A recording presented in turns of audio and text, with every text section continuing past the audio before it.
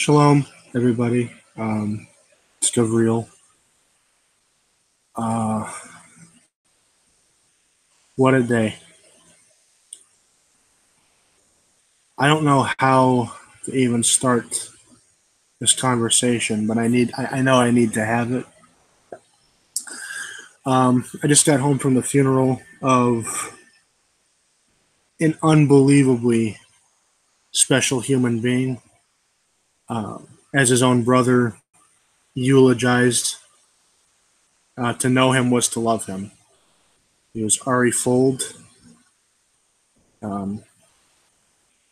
He was taken from us yesterday morning. I'm going to try and keep everything I say about him as positive as possible. And of course, there's nothing but positive things to say about him. I'm going to try and keep this a positive video as much as I can. And I'm going to try not to break down like a schoolgirl, like I have been most of the day. Ari Fuld was many things to many different people.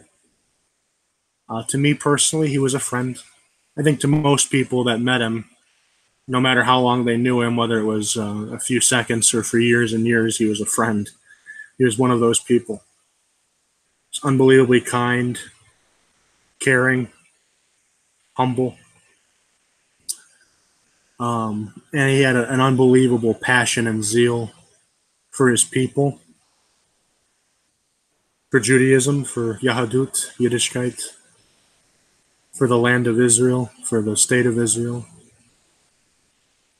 and for helping Jews wherever and however he could. I first met Ari Fuld in Jerusalem. This would have been in 2009. No, 2010, I believe. I'm not 100% certain. I was between going to yeshiva and working odd jobs. I was very, very down on my luck financially. I could stay at the yeshiva. I didn't really have any money for pay things like my cell phone bill or to buy food when I wasn't there, anything like that. And I'm sitting on a bench, and this guy approaches me, and I must have really looked like crap because the first thing he asked, he said something along the lines of, "You look hungry. Can I buy you a sandwich and a drink? Are you okay?" And I took him up on the offer, and that was Ari Fuld. And I sat and talked with him for hours that day. We talked about just about everything, our families, where we come from. Like me, he's also born in the States. Talked about the people we knew in common, the state of things at the time. A lot of things. We exchanged phone numbers and email addresses. And from that point on, I would talk to him. I talked to him on the phone a few times, but most of our communication at that point was text and email. I didn't see him again. Fast forward a few years, and it's 2014. I think it's fall 2014, but we went and we were visiting people in Efrat, which is in quote unquote the territories. And my car was on its last leg anyway, and it died. And it broke down. And I had my wife and my newborn baby girl in the car. And I was on leave from the Army. I was actually just getting ready to get out of the Army.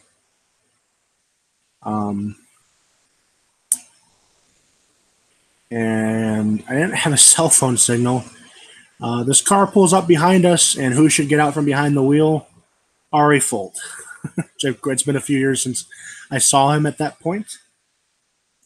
But even though he meets, or I had to say past tense, he met so many people, he remembered me. He remembered my name. He remembered, my story and everything. He said, "Hey, good to see you." He gave me a big pat on the back and everything, and everything, and he helped us out. He got us a tow and everything.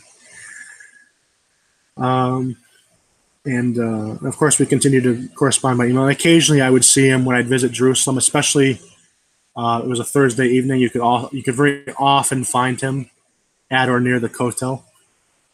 Sometimes we would get a drink or sit and talk for a while, catch up.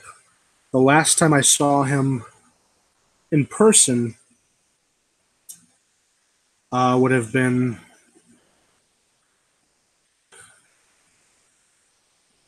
right after Tisha B'Av, so actually just a few weeks ago. Um, had I known that had been the last time I saw him, I probably would have hung out with him all night long. He was the best. He was really. I can't. If you didn't meet him, I can't describe it to you. But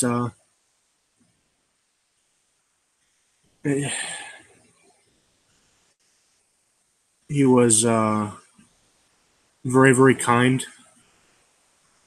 He was extremely, extremely brave, unbelievably, and I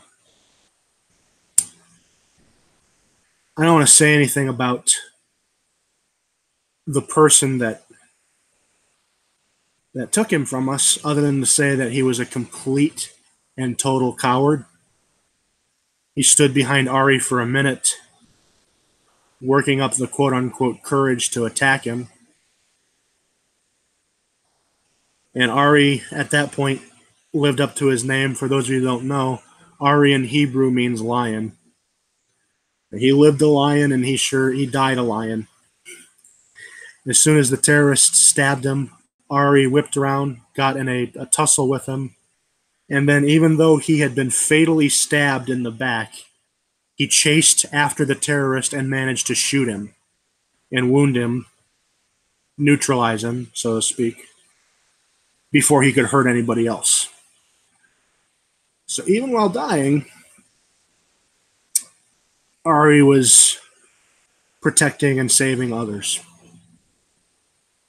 And that's what he was. He was a reservist in the IDF. He had been wounded in the war in Lebanon in 2006.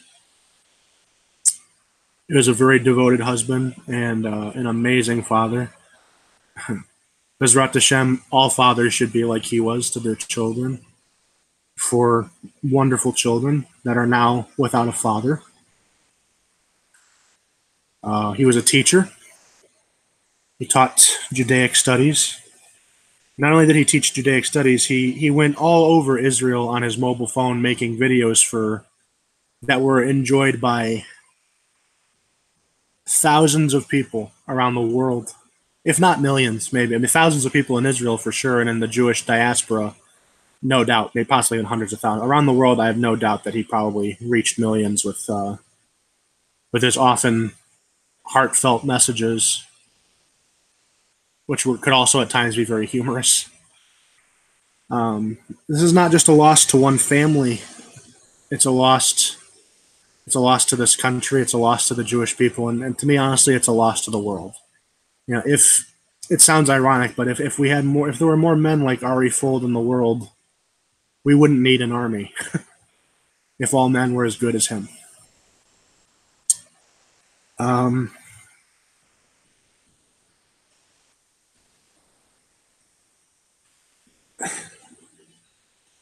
Not only did he teach Judaic studies, he also taught martial arts and self-defense to people who felt like they were threatened and things like that. And he was part of a volunteer mobile security team where he lived.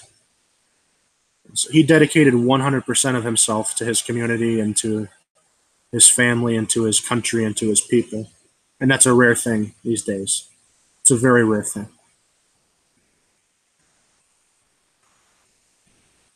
On the personal note, I want to kind of reach out to people who live outside of Israel and who are not are not Jewish. Please understand that we're a small people and we're very interconnected. I mean, half the country personally knew this guy, and the other half definitely knew him by reputation. Whether they liked him or not, they all respected him. There's no doubt about that. And I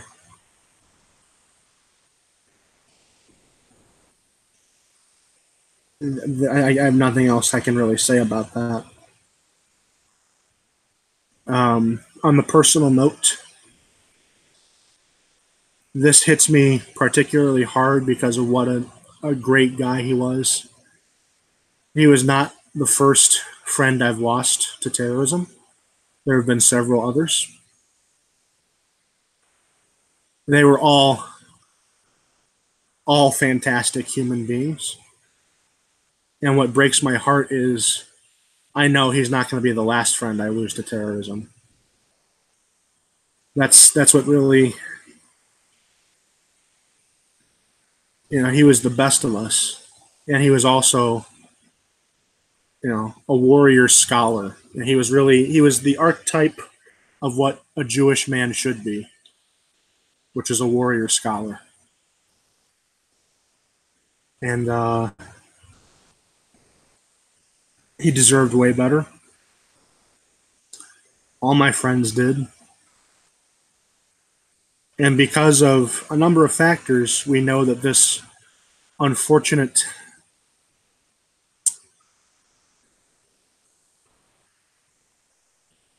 recurrences of murders like this are going to keep happening. That's just a fact. That's a 100% certainty.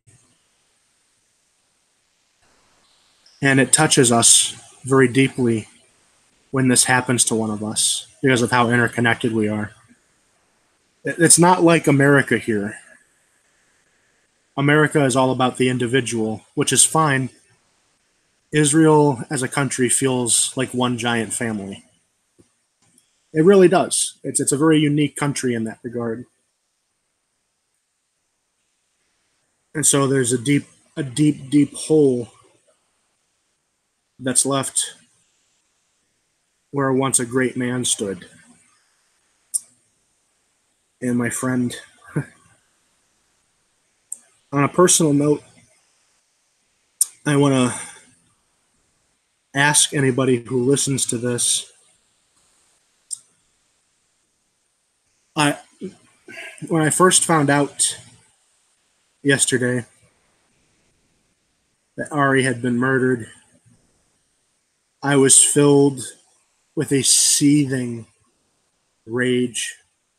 I wasn't sad at first. I wasn't heartbroken at first. I was enraged. I wanted to kill them with my bare hands, the people that planned and carried this out. And some of you who may know my background, and I know some of my friends who also live here are of a similar bent and a similar feeling.